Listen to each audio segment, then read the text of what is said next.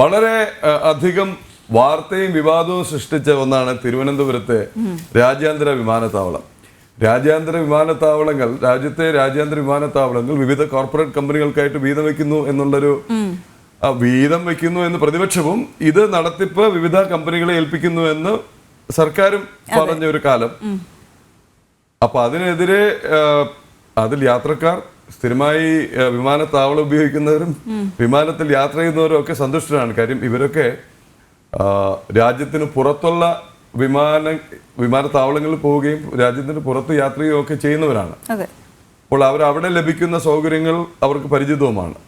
ഇവിടെ അത് ലഭിച്ചിരുന്നില്ല എന്ന് മാത്രമല്ല, ഏറ്റവും നാട്ടുകാർക്ക് മനസ്സിലാവുന്ന ഭാഷയിൽ പറഞ്ഞു കഴിഞ്ഞാൽ തിരുവനന്തപുരം വിമാനത്താവളം എന്ന് പറയുന്നത് KSRTC ബസ് സ്റ്റാൻഡിന്റെ ഒരു എക്സ്റ്റൻഷൻ ആയിരുന്നു. കുറച്ച് ശീതീകരിച്ച് ഒരു എയർ കണ്ടീഷൻഡ് KSRTC സ്റ്റാൻഡ് ആയിരുന്നു തിരുവനന്തപുരം വിമാനത്താവളക്കാരെ. അതിന്റെ വിവിധ ഘട്ടങ്ങളിൽ വിവിധ സമയങ്ങളിലായിട്ട് യാത്ര ചെയ്യുന്ന ഒരാളാണ് ഞാൻ.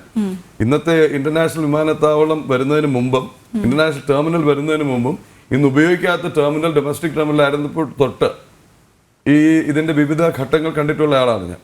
അപ്പൊ രാജ്യത്തൊട്ടാകെ വിവിധ വിമാനത്താവളങ്ങൾ നടത്തിപ്പിനായി പരസ്യമായി ടെൻഡർ വിളിച്ച് ഇത് കൊടുക്കുകയാണ്. അതിനെതിരെ സമരം നടന്ന ഒരേ ഒരിടം ഇന്ത്യയിൽ തിരുവനന്തപുരമായിരുന്നു. വളരെ കൃത്യമായി ട്രേഡ് യൂണിയനുകൾ രാഷ്ട്രീയ അടിസ്ഥാനത്തിൽ കൊടി കെട്ടി, തോരണം കെട്ടി, യാത്ര തിരിഞ്ഞ് ഇത് വളരെ ക്ലോസ് ആയിട്ട് വാച്ച് ചെയ്യുകയും അന്ന് ഞാൻ പ്രവർത്തിച്ചിരുന്ന സ്ഥാപനത്തിന് വേണ്ടി ഇതിനെ സംബന്ധിച്ച് പ്രോഗ്രാമുകൾ ചെയ്യുകയും ചെയ്ത ആളെന്നുള്ള നിലയിൽ ഓരോരുത്തരുടെ അഭിപ്രായം അറിയാം. അപ്പോൾ ഇതിൽ വളരെ കൃത്യമായി വന്നൊരു സംഗതി എന്ന് പറയുന്നത് സ്വകാര്യവൽക്കരിക്കുന്നു, സ്വകാര്യ മുതലാളിമാർക്ക് തീരെഴുതുന്നു, അദാനിക്കും അംബാനിക്കും കൊണ്ട് കൊടുക്കുന്നു ഇതെല്ലാം എന്ന് പറയുമ്പോൾ ഇവിടെ ഏറ്റവും ഉചിതമായ ടെൻഡർ കോട്ട് ചെയ്തിരുന്നത് അദാനിയായിരുന്നു. അപ്പോൾ ആ തീരുമാനം ശരിയോ തെറ്റോ എന്നുള്ളത് കാലം വിലയിരുത്തട്ടെ, യാത്രക്കാർ വിധി എഴുതട്ടെ, ഉപഭോക്താക്കൾ അതിലേക്കാണ് ഇപ്പോൾ പറഞ്ഞു വരുന്നത്. അപ്പോൾ എനിക്ക് തോന്നുന്നു അടുത്ത ദിവസം ഈ പ്രജിത് മോഹനോട് തന്നെ പറയണം, അടുത്ത ദിവസം പിന്നെ ഏറ്റവും വലിയ തമാശ ഉണ്ടായല്ലോ, ഒരു ഭാഗത്ത് ഇതിനെതിരെ ഹൈക്കോടതിയെ സമീപിച്ചു ആര്, സംസ്ഥാന സർക്കാർ, മറുഭാഗത്ത് ഈ ടെൻഡറിൽ പോയി പങ്കെടുത്തു, ഞങ്ങൾ നടത്തിക്കോളാം പറഞ്ഞിട്ട് അങ്ങനെ ആകെ മൊത്തം അപഹാസ്യരായ ഒരു സമയം ഉണ്ടായ. ആർക്ക് വേണ്ടിയിട്ടാണ് ഓരോ വാദവും എന്നുള്ളത്, ഇതിനെതിരെ കോടതിയിൽ പോയത് ആർക്ക് വേണ്ടി, എന്നാൽ ഞങ്ങൾ നടത്താമെന്ന് പറഞ്ഞ് ഈ കോമ്പറ്റീറ്റീവ് ടെൻഡറിൽ അദാനിയോട് മത്സരിക്കാനും സംസ്ഥാന സർക്കാർ രൂപം കൊടുത്ത ഈ ഒരു ബോഡി അവർ ചെന്നു. എന്തായാലും ഇവൻച്വലി ഈ ഹൈക്കോടതിയെ തള്ളിക്കളഞ്ഞു മാത്രമല്ല ഇതിപ്പോ യാത്രക്കാർക്ക് തുണിയായി. ഏത് ലെവലിലേക്ക് ഇത് പോകുന്നു എന്നെന്ന് നമുക്ക് കാണാം. ഇപ്പൊ ഏറ്റവും പുതിയ വാർത്ത എന്ന് പറയുന്നത് പ്രജിത് മോഹൻ തയ്യാറുണ്ടല്ലോ അല്ലെ ലൈവുമായിട്ട്. എയർപോർട്ട് യൂസഫ് വർധനവ് കഴിഞ്ഞ ദിവസം നിലവിൽ വന്നിരുന്നു. ആദ്യ ദിവസം പക്ഷേ തിരുവനന്തപുരം എയർപോർട്ടിൽ നിന്നുള്ള വിമാനങ്ങളുടെ നിരക്കുകളിൽ കാര്യമായ വർധന ഉണ്ടായില്ല. പല റൂട്ടുകളിലും നിരക്ക് കൊച്ചിയേക്കാൾ കുറവാണ് എന്നതും ശ്രദ്ധേയമാണ്. ഇതിലും ഒരു രസമുണ്ട്. എന്താ വെച്ചാൽ ഒരു ഘട്ടത്തിൽ യൂസഫി കാരണവും ഇവിടുന്ന് ആവശ്യത്തിന് വിമാനങ്ങളും കണക്റ്റിംഗ് വിമാനങ്ങളും ഇല്ലാത്തത് കാരണം ഒരേ ഡെസ്റ്റിനേഷനിലേക്ക് തിരുവനന്തപുരത്തു നിന്നും കൊച്ചിയിൽ നിന്നും 2 നിരക്കായിരുന്നു. എന്നാൽ കൊച്ചിയിൽ നിന്ന് പോയാൽ നിരക്ക് കുറവും തിരുവനന്തപുരത്ത് വളരെ കൂടുതലുമായിരുന്നു. അപ്പോൾ പിന്നെ ഉണ്ടായ സംഗതി തിരുവനന്തപുരം വേഴ്സസ് കൊച്ചി ലോബി എന്നൊക്കെ പറഞ്ഞുള്ള ചില പ്രചാരണം ഉണ്ടായിരുന്നു.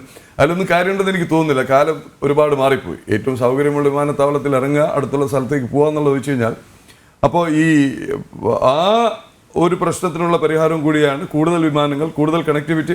വളരെ കൃത്യമായിട്ട് ഈ ടെക്നോ പാർക്കിലെ ചില കമ്പനി സിഇഒമാരുമായിട്ടൊക്കെ സംസാരിച്ചപ്പോൾ ഇവിടെ നടത്താൻ നിശ്ചയിച്ചിരുന്ന ചില മീറ്റിങ്ങുകൾ അല്ലെങ്കിൽ ചില വിസിറ്റുകൾ ഈ രാജ്യാന്തര കമ്പനികളുടെ ഒക്കെ മാറിപ്പോകുന്നതിന് കാരണം തിരുവനന്തപുരത്ത് വന്നാൽ ഇവിടെ നിന്ന് അവർ ഉദ്ദേശിക്കുന്ന സ്ഥലത്തേക്ക് എത്താൻ ഒരു ദിവസം കൂടുതൽ വേണം. ഇവിടുന്ന് കണക്ടിവിറ്റി ഉള്ള ഒരു സ്ഥലത്ത് പോയിട്ട് വേണം പോകാൻ. പ്രജിത് മോഹൻ ഉണ്ടോ? ഉണ്ടെങ്കിൽ പ്രജിത് മോഹൻ, തിരുവനന്തപുരം വിമാനത്താവളത്തിന് വരുന്ന മാറ്റങ്ങളുടെ ഒരു സൂചന കൂടിയാണ്. യൂസർ ഫീ വർദ്ധിച്ചു, പക്ഷേ ടിക്കറ്റ് നിരക്കിൽ കാര്യമായ വർധന വരുന്നില്ല. കൊച്ചിയെ അപേക്ഷിച്ച് കുറവാണെന്നുള്ള സൂചന വരുന്നു. എന്താണ് ഇതിലേത് ഇങ്ങനൊരു വാർത്ത തന്നെ ഇപ്പൊ വരാനുള്ള സാഹചര്യം എന്താണ് പ്രജിത്ത്?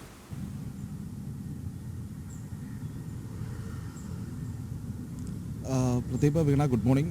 ഇതിലൊരു പ്രത്യേകം നമ്മൾ എടുത്തു പറയേണ്ട കാര്യം, ഈ യൂസർ ഫീ വർധനവ് നിലവിൽ വരുന്നതുമായി ബന്ധപ്പെട്ട് വലിയ രീതിയിലുള്ള വിവാദങ്ങളൊക്കെ ഉണ്ടായിരുന്ന ഒരു സാഹചര്യം ഉണ്ടായിരുന്നു. ഈ സാഹചര്യത്തിലാണ് ഇപ്പോൾ ഈ യൂസർ ഫീ വർദ്ധിച്ചിട്ടും കാര്യമായ നിരക്ക് വർധന ഉണ്ടായിട്ടില്ല എന്നുള്ള ഒരു വാർത്ത അത് പ്രാധാന്യമേറുന്നത്. പ്രത്യേകിച്ച് യൂസർ ഫീ വർധനവ് എന്ന് പറയുന്നത് നേരത്തെ 1069 രൂപ അന്താരാഷ്ട്ര യാത്രക്കാർക്കുണ്ടായിരുന്ന യൂസർ ഫീ അത് 1540 രൂപയായും ആഭ്യന്തര യാത്രക്കാർക്കുണ്ടായിരുന്ന 506 രൂപ 770 രൂപയുമായിട്ടാണ് തിരുവനന്തപുരം വിമാനത്താവളത്തിൽ വർദ്ധിച്ചത്. ഇതിൻ്റെ കണക്കുകളിലേക്ക് വരുന്നതിന് മുൻപ് ഒരു കാര്യം പറഞ്ഞുകൊള്ളട്ടെ.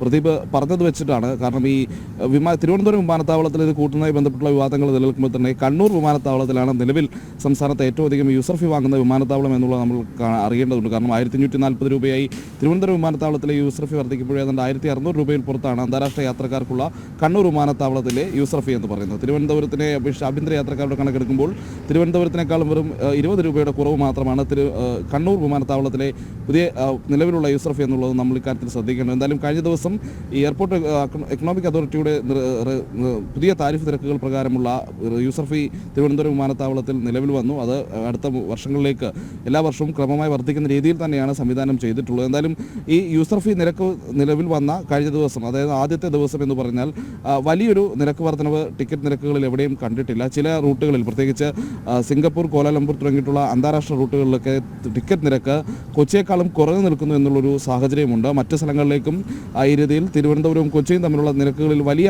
ഒരു വ്യത്യാസം ഉണ്ടായിട്ടില്ല. നമുക്ക് ഈ നിരക്കുകളുടെ കണക്കുകൾ കൃത്യമായി ഒന്ന് പരിശോധിക്കാം. അതായത് ഇവിടെ നിന്ന് തിരുവനന്തപുരത്ത് നിന്നും സിംഗപ്പൂരിലേക്ക് കഴിഞ്ഞ ദിവസം, ഇത് ആദ്യത്തെ ദിവസത്തെ കണക്കാണ്, വിമാനത്താവളങ്ങളിലെ ടിക്കറ്റ് നിരക്കുകളിൽ മറ്റു പല സാഹചര്യങ്ങൾ കൊണ്ടും തന്നെ മാറ്റങ്ങളൊക്കെ വരാം. എന്തായാലും ജൂലൈ 1 കണക്കാണ് നമ്മളിപ്പോൾ കൃത്യമായി പറയുന്നത്.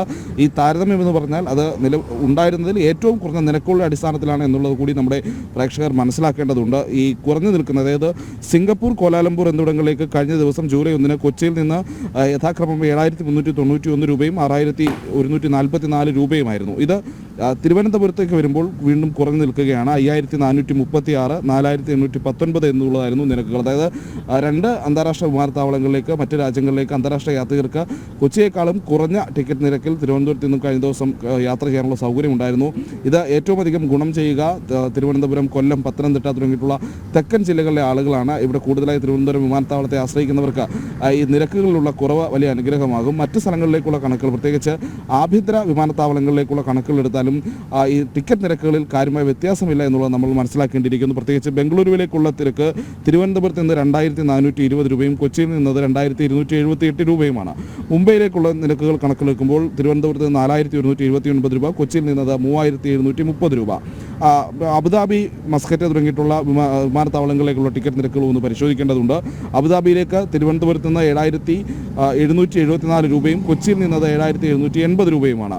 ഈ തെക്കൻ ജില്ലകളിൽ നിന്ന് നേരത്തെ ഈ നിരക്ക് കൂടുതലാണ് എന്നുള്ളൊരു കാരണം കൊണ്ട് കൊച്ചിയിലേക്ക് യാത്ര ചെയ്ത് അവിടെ നിന്ന് വിമാനങ്ങളിൽ കയറി പോകുന്ന ആളുകളായിരുന്നു നേരത്തെ ഉണ്ടായിരുന്നത്. എന്നാൽ ഇപ്പോൾ ഈ ഏകദേശം ഒരേ നിരക്കിൽ നിൽക്കുന്ന സാഹചര്യത്തിൽ അത്തരമൊരു യാത്രകൾ ഒഴിവാക്കാനും സമയനഷ്ടമടക്കമുള്ളവ ഇല്ലാതാക്കാനും യാത്രക്കാർക്ക് കഴിയുന്ന ഒരു സാഹചര്യമുണ്ട്. പിന്നെ പ്രത്യേകിച്ച് തെക്കൻ ജില്ലകളുടെ ആവശ്യം ആയിരുന്നു തിരുവനന്തപുരം വിമാനത്താവളത്തിൽ നിന്ന് കൂടുതൽ സർവീസുകൾ തുടങ്ങുക, കൂടുതൽ സൗകര്യങ്ങൾ ഒരുക്കുക എന്നുള്ളതെല്ലാം.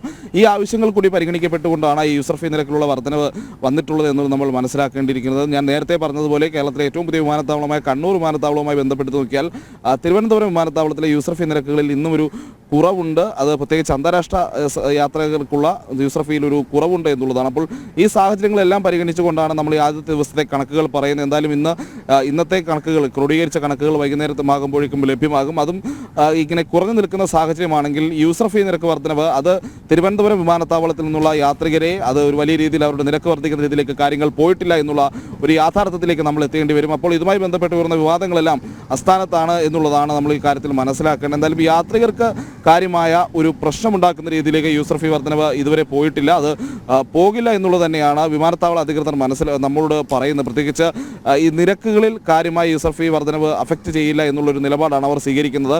അതുകൊണ്ട് തന്നെ കൂടുതൽ യാത്രികർ തിരുവനന്തപുരത്തെ ചൂസ് ചെയ്യുമെന്നുള്ളൊരു പ്രതീക്ഷയും അവർ പങ്കുവെക്കുന്നുണ്ട്. എന്തായാലും ഇന്നത്തെ കണക്കുകൾ അത് വൈകുന്നേരത്തോടെ പുറത്തു വരികയുള്ളൂ. തുടർ ദിവസങ്ങളിലും ഈ രീതിയിൽ ഈ വിമാനത്താവളങ്ങളിലേക്കുള്ള നിരക്കുകൾ കുറഞ്ഞു നിന്നാൽ അത് യാത്രികർക്ക് കൂടുതൽ അനുഗ്രഹമാകും. പ്രത്യേകിച്ച് ബംഗളൂരു, മുംബൈ തുടങ്ങിയ സ്ഥലങ്ങളിലേക്കൊക്കെ യാത്ര ചെയ്യുന്ന ആഭ്യന്തര യാത്രികർക്കും ഇത് വലിയ അനുഗ്രഹമാണ്. കാരണം മുൻപ് ഞാൻ നേരത്തെ ബാംഗ്ലൂരിൽ വർക്ക് ചെയ്തിരുന്ന ഒരാളാണ്. അപ്പോൾ ബാംഗ്ലൂരിലേക്ക് പോകാൻ കൊച്ചി ആശ്രയിക്കേണ്ട ഒരു സാഹചര്യം തിരുവനന്തപുരത്തിലുള്ള ഒരാൾക്ക് ഉണ്ടാകുന്നില്ല എന്നുള്ളതാണ്. അപ്പോൾ അവരുടെ യാത്രാ സമയമൊക്കെ വളരെ കുറയുന്നു. തിരുവനന്തപുരത്ത് നിന്ന് കൊച്ചിയിലേക്കുള്ളൊരു യാത്ര പോകേണ്ട സാഹചര്യമില്ല എന്നുള്ളതെല്ലാം യാത്രികരെ സംബന്ധിച്ചിടത്തോളം വലിയ ഉപയോഗം തന്നെയാണ്. അത് യൂസർ ഫീ വർധനവ് വന്നതിന് ശേഷവും ഈ സാഹചര്യം തന്നെയാണ് തിരുവനന്തപുരത്ത് വിമാനത്താവളത്തിൽ നിലനിൽക്കുന്നത് എന്നുള്ളത് അത് നമ്മുടെ പ്രേക്ഷകർ അറിയേണ്ട കാര്യവുമാണ്. വീണ.